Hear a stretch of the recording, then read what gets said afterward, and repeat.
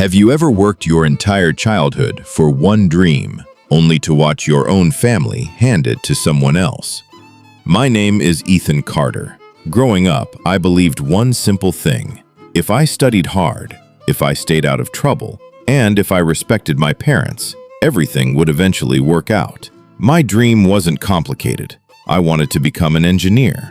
Ever since I was 10 years old, I spent hours taking apart old radios, broken computers, and anything else I could find in our garage. While other kids played video games, I was learning how things worked. My teachers believed in me. They always said I had a bright future, and for the first time in my life, I believed it too. My parents often reminded me that they had been saving money for my college since the day I was born.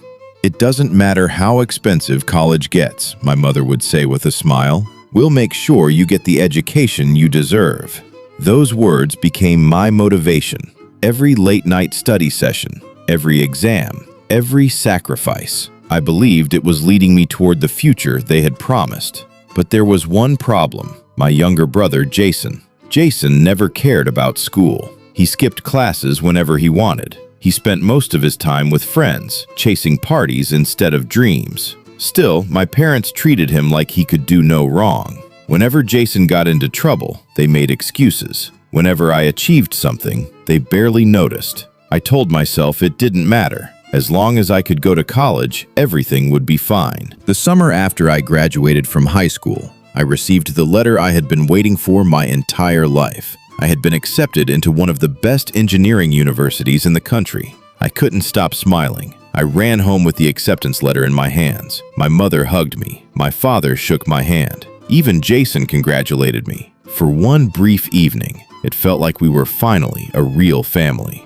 A week later, Dad called everyone into the living room. "I have an announcement," he said. His voice was serious. I assumed we were going to discuss tuition payments. Instead, he walked over to the old family safe. He slowly unlocked it. Then he stared inside. The smile on his face disappeared. He looked at Mom. She looked down at the floor. My stomach tightened. Something was terribly wrong. I stepped closer. "Dad, where's my college fund?" The room fell silent. No one answered. And in that moment, I realized my life was about to change forever. The silence in the living room felt unbearable. I looked at my father, then at my mother. Neither of them could meet my eyes. Finally, Dad took a deep breath. "The money is gone." I frowned. "What do you mean, gone?" He rubbed his forehead before answering. "We made a decision, a family decision." I felt my heartbeat getting faster. "What decision?" My mother finally spoke. "We gave your college fund to Jason." For a second, I honestly thought she was joking. I laughed. Then I realized nobody else was laughing. I stared at Jason. He sat comfortably on the couch, avoiding my eyes. "You did what?" Dad folded his arms. "Jason wants to start a business. He doesn't need college. He needs capital." I couldn't believe what I was hearing. "So, you gave him every dollar you saved for me?" Dad nodded. "We believe he'll make the family proud." I turned toward Jason. He finally looked up. Without even sounding guilty, he shrugged. "I'll pay it back someday." Someday? That money wasn't a loan. It was my future. I looked at my mother. "You promised me. You told me my education was guaranteed." Tears filled her eyes. "We didn't have another choice." I shook my head. "No. You had a choice.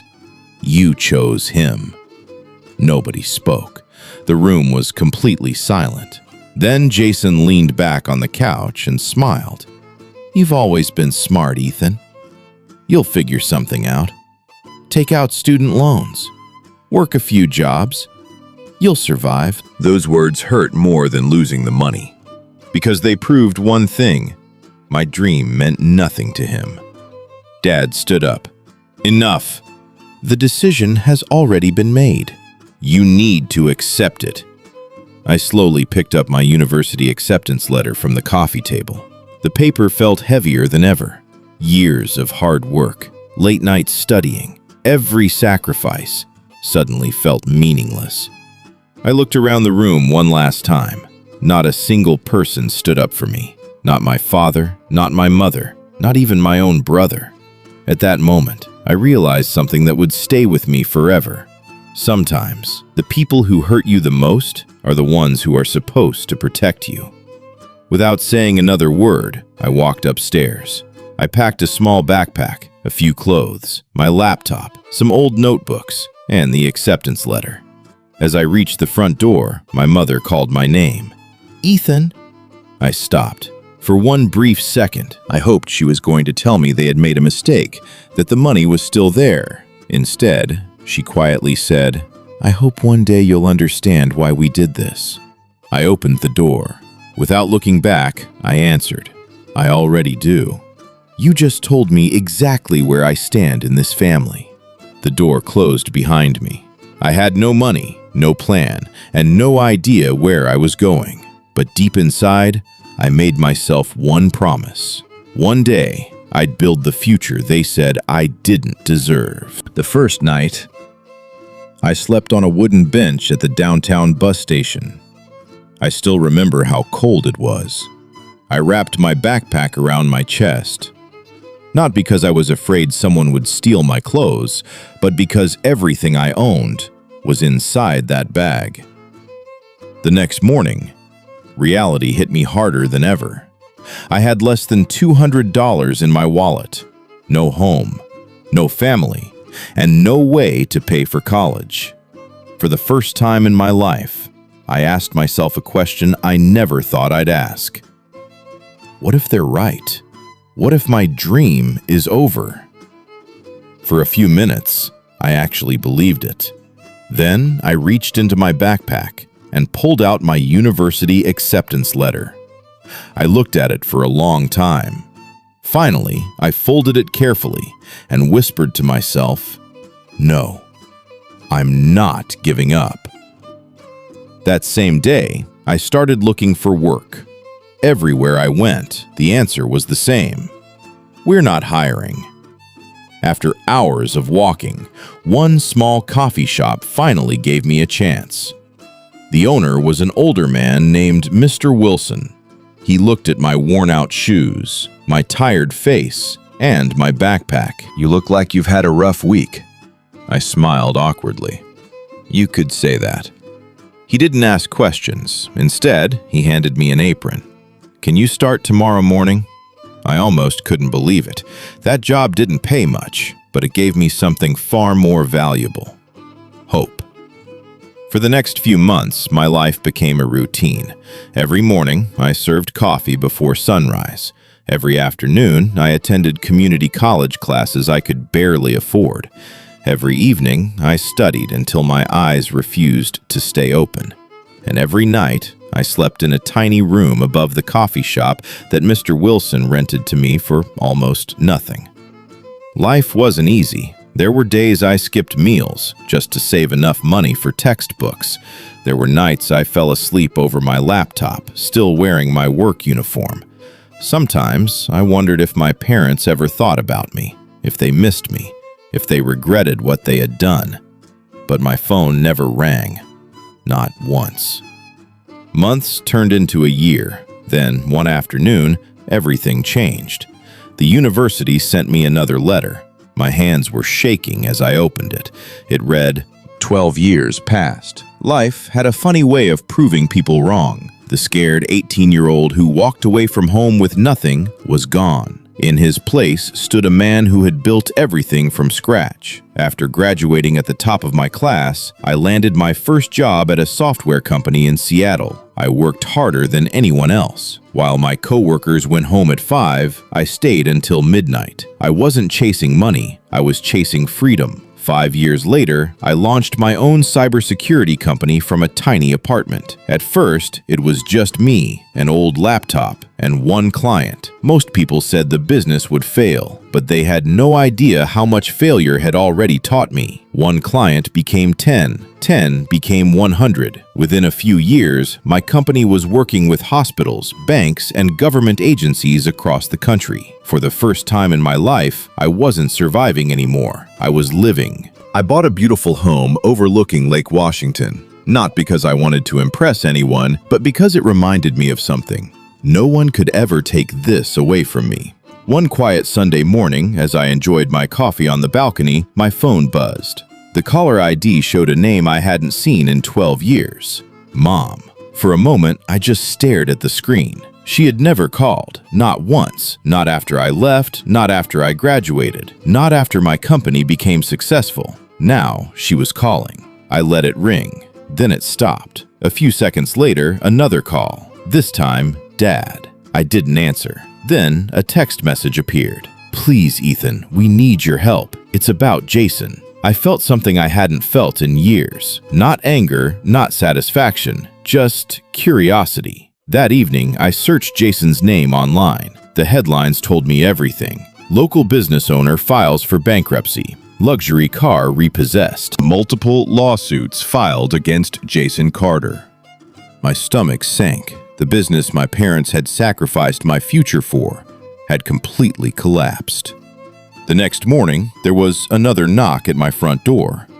I opened it slowly. Standing there were my parents. They looked older than I remembered. Dad's shoulders were bent. Mom's eyes were red from crying. Their expensive clothes were gone. They looked exhausted. For several long seconds, none of us spoke. Finally, my mother whispered, "We've lost everything." Then my father, the man who once told me to accept my place, looked down at the ground and quietly said, "Son, we need your help." For a long moment, none of us said a word. I looked at the two people standing on my doorstep, the same parents who once told me that my dreams mattered less than my brothers. Now, they looked completely broken. I stepped aside. "Come in." They slowly walked into my home. My mother looked around in silence. The modern furniture, the floor-to-ceiling windows, the family photos hanging on the wall. There were no luxury sports cars parked outside, no golden statues, no signs of someone trying to show off, just a peaceful home built through years of hard work. Dad finally spoke. "We lost the house." I nodded quietly. "The bank took everything." Mom wiped away her tears. "Jason borrowed money from everyone. When his business failed, he disappeared. We haven't heard from him in 6 months." The room fell silent again. Dad looked at me with eyes full of regret. "I should have believed in you. I was wrong." Those were the words I had imagined hearing for 12 years, but somehow they didn't bring me the satisfaction I expected, because the little boy who needed his father's approval no longer existed. I poured 3 cups of coffee and sat across from them. Dad pushed an envelope toward me. Inside were overdue mortgage notices, medical bills, and a foreclosure letter. "We need $80,000 or we'll lose everything." Mom reached across the table. "Please, you're our only hope." I looked at both of them. Then I quietly asked, "If our situations were reversed, if I had failed, would you have helped me?" Neither of them answered, because they already knew the truth. After a long silence, I stood up. "I'll pay your debt." Both of them looked at me in disbelief. Mom burst into tears. Dad covered his face with his hands. But before they could thank me, I continued. "I'm paying it because I don't want to become the kind of person who hurt me, not because you earned it." Their smiles slowly disappeared. Then I said the words they would never forget. "You can have a second chance, but you can't have my trust back, and you can't live in this house." My father lowered his head. He understood. Actions have consequences. A few weeks later, their debt was gone. They moved into a small apartment, simple, quiet, nothing like the life they once had. One afternoon, I received another knock on my door. This time, it was Jason. He looked older, tired, ashamed. For the first time in his life, he wasn't wearing expensive clothes. He wasn't smiling. He simply looked at me and said, "I'm sorry. I spent my whole life believing I deserved everything. I was wrong." I looked at him for a long time. Then I shook his hand. "I forgive you, But forgiveness doesn't erase the choices we make. He nodded. There was nothing left to say. As he walked away, I realized something. Success isn't the best revenge. Peace is. Because while my family spent years choosing favorites, I spent those same years building a life no one could ever take away. Sometimes, the people who underestimate you become the very people who admire you the most. Not because you became rich, but because you refused to let their choices define your future. If this story taught you anything, remember this. Never let someone else's lack of faith become the reason you stop believing in yourself. Thank you for listening, and if you've ever had to rebuild your life after betrayal, I hope this reminds you, your greatest chapter may still be waiting to be written.